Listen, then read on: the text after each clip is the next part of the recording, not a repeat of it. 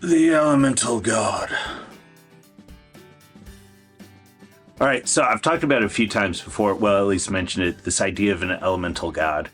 And what I'm trying to do in there is we take ideas and we put them into words, or we put names to different ideas. And that's sort of what happens, especially in translation. And as we go through and we say, oh, this is God, or this is characteristics of God, we're taking this idea and we're having a word and saying, this is God. And so with the elemental God, I'm trying to pull out what exactly is it that we're trying to communicate when we're talking about God, and what would even convince us at a base level of God.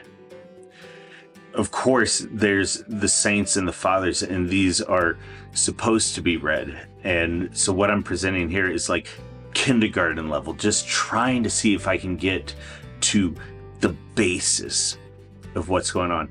And I think what's going on is that we have life, and life can be good, life can be bad. And that right there is that first distinction, good and bad. Without that distinction, how does anything even happen? How do we accomplish anything? How do we understand anything? Except that we do create this dichotomy of good and bad, which works in a way. But how does that get us to God? Before we even jump into objective morality, anything like that, if we have these two narratives, good and bad, it seems that necessarily is dependent on God and on not God. And so then in the Christian framework, we set it up and we say that God, creator, good, is over here. Satan, not creator, not good, is over here. So we have these two levels. Now it's easy to think that when we're somewhat ignoring hierarchy and getting into it, that they're right here with one another. That's not the whole story, not within Christianity. I get that. But for right now, we're sort of saying that they're operating on the same level. They're not. So don't get twisted and fall into heresy, as I'm just trying to work through these things and spin them out. So you've got God, you've got Satan, you've got good, you've got evil.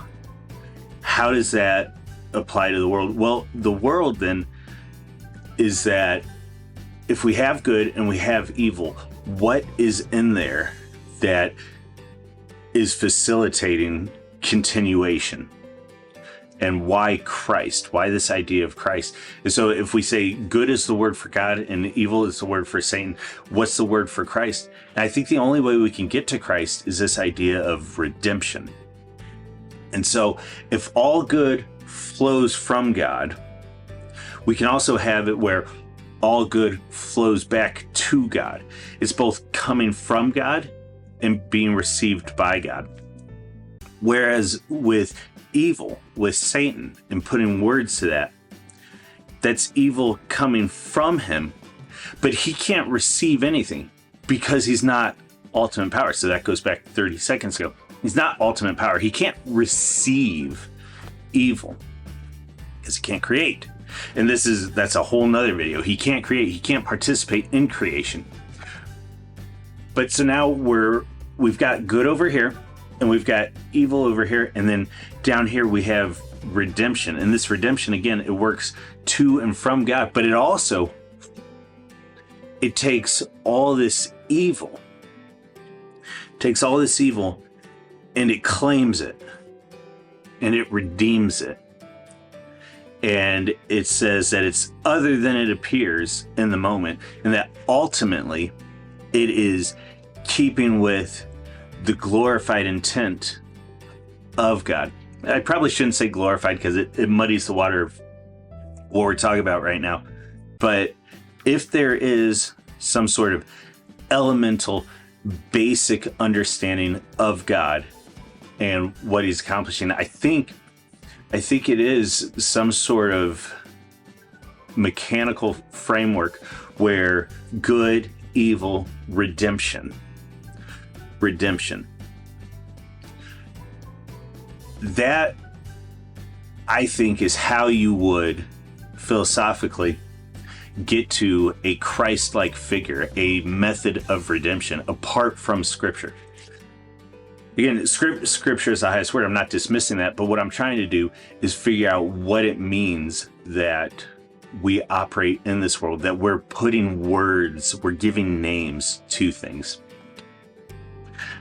The idea of names, whole nother video. So many videos out there on what the symbolic is, on what the basic is, on what people are trying to participate in.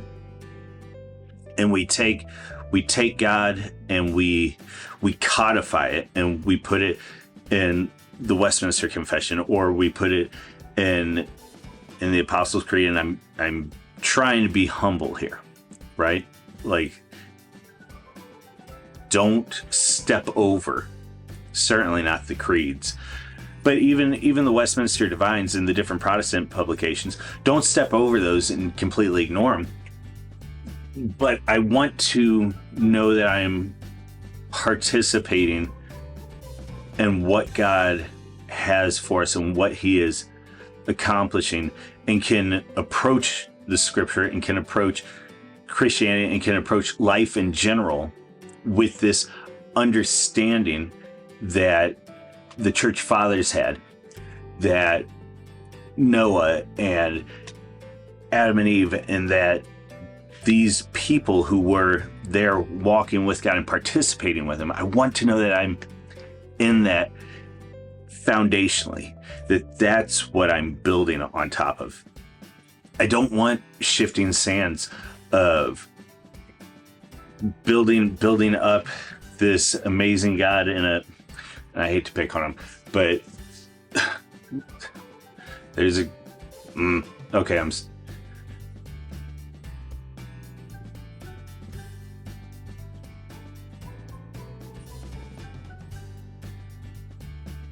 there are groups of people that believe so hard in a God of their own making, in a God that doesn't have a solid foundation, that when something comes in and presents the slightest pushback in just the right spot, it tips them over and their faith gets shattered. To be unkind and to be and to label, yeah, I think this is honestly a frustration primarily with Protestants, especially low church Protestants, Baptists in function, if not Baptists in form. It's just, there's this God and there's right and wrong, and everything is built, and then something comes in and just sort of taps that armor in just the right place, and they find out that there's no foundation there that they were building God on. And I'm really trying to understand that and move away from that and know that the foundation I'm building on is Scripture, is God, is what He has given us, is that communion with Him, participation in life with Him. Anyway, that's my thoughts for today.